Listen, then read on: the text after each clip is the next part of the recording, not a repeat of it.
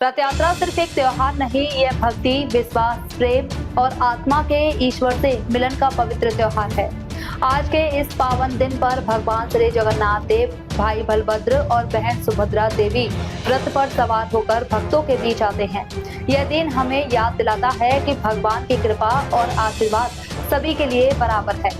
वे खुद भक्तों के पास आते हैं। इस पवित्र रथ यात्रा के पावन मौके पर श्री जगन्नाथ देव की पूजा के साथ साथ हमारे घर के मंदिर में बाल गोपाल की खास पूजा, स्नान, कपड़े पहनाना, भोग लगाना और आरती भी की गई। बाल गोपाल श्री कृष्ण का स्नेही, चंचल और प्यारा बाल रूप है, जो अपनी मासूम मुस्कान, सच्चे प्यार और दिव्य उपस्थिति से हर भक्त के दिल को खुशी से भर देता है। आज की पूजा के जरिए हम प्रार्थना करते हैं कि श्री जगन्नाथ देव और बाल गोपाल हमारे जीवन से सभी बुरी ताकतों, दुख, दर्द और रुकावटों को दूर करें और हमें धर्म, न्याय, शांति, समृद्धि और भक्ति के रास्ते पर चलने की शक्ति दें। उनकी असीम कृपा से हर परिवार सुख और शांति से भर जाए और सभी के जीवन में अच्छी सेहत, किस्मत, धन और अच्छाई आए। रथ यात्रा की मुख्य सीख ये है कि जीवन का रथ हमेशा सच्चाई, प्यार, दया और भक्ति के रास्ते पर आगे बढ़ता रहे। हम घमंड, जलन, लालच और नफरत को छोड़कर अपनी जीवन इंसानियत की सेवा और भगवान के ख्याल में लगा दें। इस प्रभु दिन पर सभी भक्तों से मेरी सच्ची प्रार्थना है कि भगवान जगन्नाथ देव की अपार कृपा और बाल गोपाल का प्यार भरा आशीर्वाद आपके जीवन के हर पल को रोशन करे।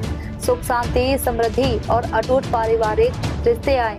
हर मन भगवान में भक्ति, प्यार और विश्वास से भर जाए।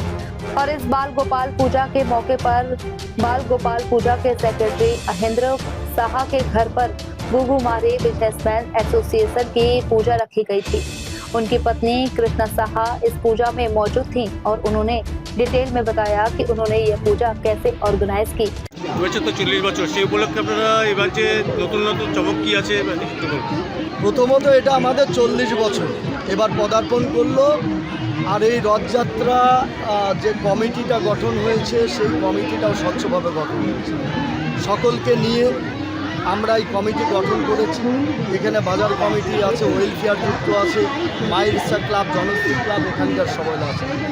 এবার চমক বলতে দেখুন, সবচেয়ে বড় ব্যাপার এখানে সুরক্ষার যে ব্যবস্থা, সেই সুরক্ষা বা অজস্র সিসিটিভি ক্যামেরা এখানে যেমন রয়েছে, পুলিশ প্রশাসন রয়েছে, প্রায় 200-র উপরে আমাদের ভলেন্টিয়ার্স, আমাদের মাতৃশক্তি একটা গ্রুপ রয়েছে যা 100-র উপরে ভলেন্টিয়ার্স আছে। যুব সমাজ এই ভলেন্টিয়ার্সের মধ্যে আছে।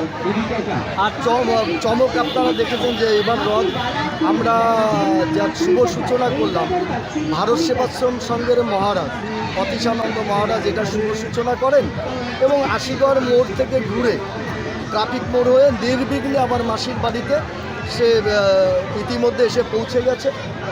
মেলাতে হস্তশিল্প, কুটির শিল্প আমরা এবার বেশি গুরুত্ব দিয়েছি। কতদিন যাবত চলছে চালাবেন মেলা? 16 থেকে 26 তারিখ অবধি আমাদের এই মেলা চলবে এবং এখানে চলবে।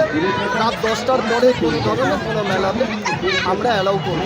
এবছর তো দুর্গাপূজা আপনাদের আরেকটা নতুন চমক আসছে, যেটা নাকি ইলোরা কেভ, এরকম কিছু, সে ব্যাপারে কি বলবেন? না দেখুন, দুর্গাপূজার কমিটিতে আমরা নেই।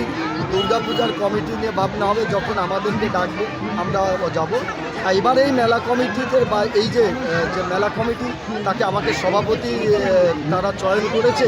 আমাদের সকলেই এখানে আছে, বিভিন্ন দায়িত্ব নিয়ে আছে। আপাতত যে দায়িত্বটা আছে সেটা আমাদের চ্যালেঞ্জ, এটা কত সুস্থভাবে আমরা এটাকে সম্পন্ন করতে পারি। আপনার চ্যানেলের মাধ্যমে, আপনাদের চ্যানেলের মাধ্যমে আমি আবেদন করব, প্রত্যেকটা দর্শনার্থী তাদের যে ছোট ছোট বাচ্চাদেরকে নিয়ে আসবে, তাদেরকে যথেষ্ট সুরক্ষিতভাবে হাত ধরে নিয়ে মেলাতে ঘুরবে।